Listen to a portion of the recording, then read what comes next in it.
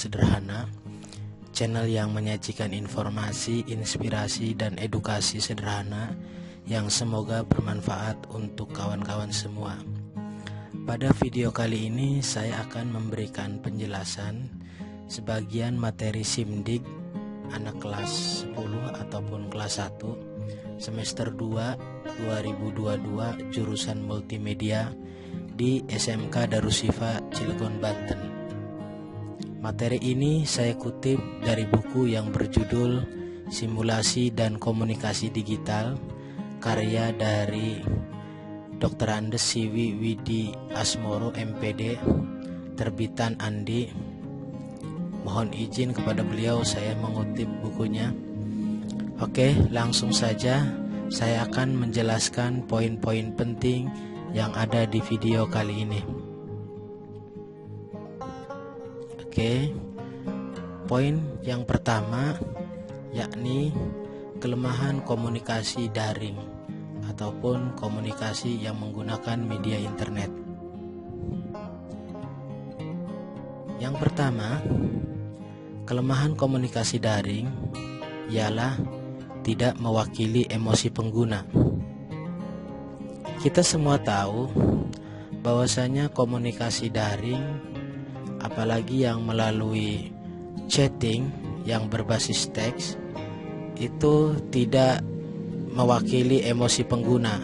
Dalam arti kita tidak tahu apakah si pengirim chat itu sedang sedih, sedang gembira, sedang marah, ataupun sedang emosi. Tidak sedikit yang gara-gara tulisan yang tidak ada yang tidak bisa dipahami emosinya, orang yang menerima chatting tersebut ataupun pesan tersebut salah paham, salah persepsi, menganggap orang itu sedang marah, padahal si pengirim chatting atau si pengirim pesan itu dalam keadaan yang tidak marah. Makanya ada sebuah emo seperti kita tahu di WhatsApp, ya, itu ada berbagai emotion mood yang bisa kita gunakan untuk mewakili emosi kita. Seperti gambar di sini. Emotion mode Fitch chart. Ada excited itu sangat kaget tapi dalam keadaan gembira. Sad, sedih. Angry, marah. Sick, itu sedang sakit. Surprise, itu ya sedang mendapat kejutan yang bergembira. Mungkin kalau kita ngirim teks terus ditambahi dengan emotion, mungkin yang menerima pesan kita tidak akan salah paham. Contoh, kita mengetikkan kata-kata apa gitu tapi ditambahin excited, berarti dalam keadaan sambil tertawa. Akhirnya kita tidak menganggap dia sedang marah. Ataupun sebaliknya, kalau kita kirim pesan ditambahi emo angry, tentunya si penerima pesan itu akan paham bahwasanya kita sedang marah. Itulah fungsi emotion. Makanya diperlukan hal ini, gambar-gambar emotion, biar bisa mewakili emosi kita, biar si penerima pesan kita tahu emosi kita itu sedang seperti apa. Yang kedua, komunikasi daring itu memerlukan perangkat khusus. Komunikasi daring itu adalah komunikasi yang memerlukan perangkat-perangkat elektronik yang mungkin semua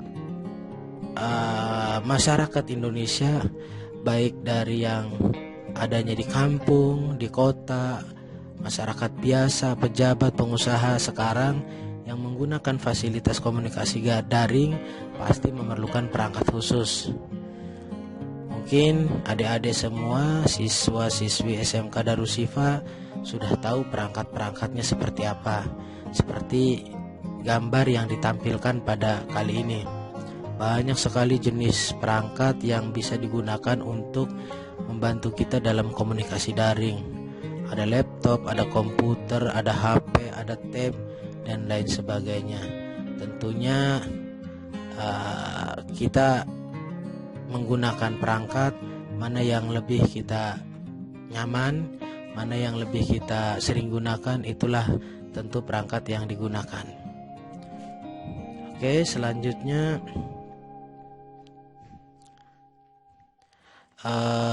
kelemahan komunikasi daring, terlalu banyak informasi yang tidak penting. Jadi di dalam komunikasi daring, apalagi sekarang komunikasi daring itu tidak hanya satu ke satu orang, ada yang sifatnya komunikasi daring itu yang sudah disetting ataupun yang sudah dibentuk dalam bentuk grup. Simpelnya adalah, ataupun contoh yang sederhana adalah grup WhatsApp, grup Telegram, grup Facebook. Kadang kita tidak terlalu aktif di grup WhatsApp, ada orang yang selalu aktif, baik itu dalam berkomentar, dalam mengirim pesan, dan dalam mengirimkan informasi-informasi. Kadang terdapat informasi-informasi yang tidak penting, yang tidak seharusnya di-share ataupun dibagi. Maka dari itu kita sebagai orang ataupun sebagai pengguna komunikasi daring yang baik, alangkah lebih baiknya dalam menerima informasi itu harus bisa pilih-pilih, dan ketika kita mau mengirimkan informasi ke komunitas komunikasi daring, itu harus klarifikasi terlebih dahulu apakah informasinya itu benar ataupun salah, karena tidak sedikit banyak kasus di Indonesia yang istilahnya kasus tersebut membahayakan karena banyak hoax ataupun informasi yang tidak penting. Nanti seperti gambar di sini, ini adalah gambar yang meminta agar kita berhenti menyebarkan informasi yang tidak benar ataupun tidak penting. Ini adalah kelemahan komunikasi daring yang menurut saya berbahaya, bisa memecah persatuan bangsa, bisa memecah persahabatan juga. Oleh karena itu adik-adik SMK Darusshifa harus lebih hati-hati, harus bisa lebih bijak dalam menerima dan mengirim informasi. Yang keempat yaitu menyita konsentrasi. Tidak bisa dipungkiri dengan cepatnya teknologi komunikasi daring, dengan semakin banyaknya orang yang menggunakan komunikasi daring, apalagi komunikasi daring yang sudah terbentuk dalam sebuah grup seperti grup WhatsApp, grup Facebook, kadang banyak menyita konsentrasi. Kita sedang santai, sedang rileks, tidak ingin menerima informasi ataupun pesan yang terlalu masif ataupun terlalu sering. Akan tetapi di grup itu selalu ada aja yang berkomentar, berdiskusi, mengirim pesan-pesan yang penting ataupun tidak penting. Mungkin untuk sebagian orang bisa menyita konsentrasi. Oleh karena itu bijaklah dalam menggunakan komunikasi daring agar pikiran kita, pola pikir kita tetap nyaman, tetap enjoy dalam menyikapi komunikasi daring ataupun dalam menyikapi masifnya, cepatnya perkembangan teknologi komunikasi internet. Oke, selanjutnya, poin selanjutnya yaitu jenis komunikasi daring. Jenis komunikasi daring itu ada dua jenis. Yang pertama komunikasi daring sinkron ataupun serempak. Komunikasi daring serempak sinkron merupakan sebuah komunikasi dengan menggunakan komputer, laptop, dan lain-lain sebagai media alat komunikasi. Jadi komunikasi daring sinkron ini ya medianya adalah gadget-gadget seperti handphone dan komputer yang terjadi secara serempak dan waktunya nyata ataupun real time. Jadi komunikasi daring sinkron itu komunikasi yang real time. Contohnya adalah chatting text ataupun chatting lah. contoh real time itu ya contoh si A mengirimkan pesan WhatsApp ke si B langsung baca, langsung balas. Jadi waktunya bersamaan, saling kirim, saling balas. Itu contoh dari komunikasi sinkron. Yang selanjutnya contohnya video call. Video call itu ya sama seperti kita nelpon. Nah, kalau video call itu pasti sinkron. Kalau ketika si A nelpon video call ke si B-nya lalu ngangkat, terjadilah sebuah video call, yaitu sudah pasti itu adalah komunikasi yang real time, waktunya nyata. Itu juga termasuk contoh komunikasi sinkron. Yang kedua, komunikasi daring asinkron. Asinkron ini kebalikan dari sinkron. Sinkron serempak, kalau asinkron tidak serempak. Nah, komunikasi asinkron juga memerlukan sebuah alat ataupun perangkat, ya seperti handphone dan lain sebagainya. Contoh dari asinkron, contohnya email, forum, rekaman audio dan video, dan tulisan di website. Seperti video yang adik-adik sedang lihat ini tidak real time, tidak serempak. Mungkin saya uploadnya 2 hari yang lalu, adik-adik baru lihat sekarang. Jadi tidak langsung bisa serempak ataupun tidak tidak langsung secara to the point gitu. Dan yang contoh yang tulisan di website seperti gambar ini gambar website, sebuah website yang ada artikelnya, ada tulisannya, bisa dilihat tanggalnya, dipublishnya sudah beberapa waktu yang lalu, artinya tidak hari ini juga gitu. Jadi ini adalah contoh dari komunikasi asinkron. Poin selanjutnya, komponen atau alat pendukung komunikasi daring. 1. Perangkat keras. Ya, perangkat keras yang tadi sudah ditampilkan. Apa aja sih alat-alatnya untuk mendukung kita menggunakan komunikasi daring?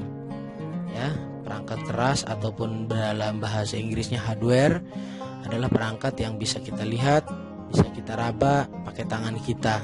Contohnya komputer, laptop, HP, dan perangkat jaringan internet, ya seperti modem dan lain sebagainya. Yang kedua, komponen perangkat lunak ataupun software. Perangkat lunak berfungsi menjalankan tugas yang diinginkan pengguna ataupun manusia.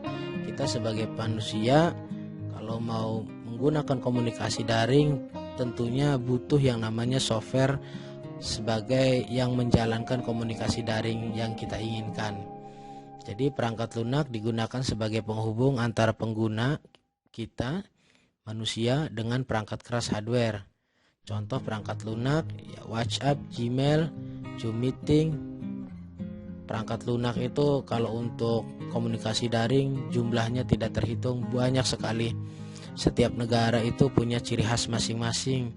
Kayak contoh kita di Indonesia untuk komunikasi daring berbasis teks itu WhatsApp banyaknya. Akan tetapi kalau di negara lain seperti di Tiongkok itu mungkin berbeda dengan kita. Yang ketiga, komponen perangkat akal ataupun brainware. Perangkat akal itu apa ya? Manusia sebagai pengguna komunikasi daring. Ya. Komponen perangkat akal pengguna manusia terlibat dalam penggunaan serta pengaturan perangkat lunak dan perangkat keras untuk melaksanakan komunikasi daring. Manusia itu adalah yang mengendalikan hardware dan software. Contoh handphone, handphonenya ada, softwarenya lengkap, paket data ataupun akses internetnya ada, tidak ada fungsinya, tidak ada manfaatnya kalau si manusia itu tidak menggunakan. Jadi perangkat keras, perangkat lunak itu tidak ada fungsinya kalau manusia tidak menggunakan. Mungkin penjelasan sebagian materi SIMDIK kali ini saya rasa cukup. Semoga video yang saya sampaikan pada kali ini bisa menjadi referensi adik-adik SMK Darusshifa jika istilahnya namanya lupa ketika penjelasan di kelas, lupa ataupun kurang paham, bisa lihat video ini di channel Sederhana ya. Jangan lupa dukung channel ini, subscribe channel ini untuk mendukung perkembangan channel Hal Sederhana. Terima kasih. Wassalamualaikum warahmatullahi wabarakatuh.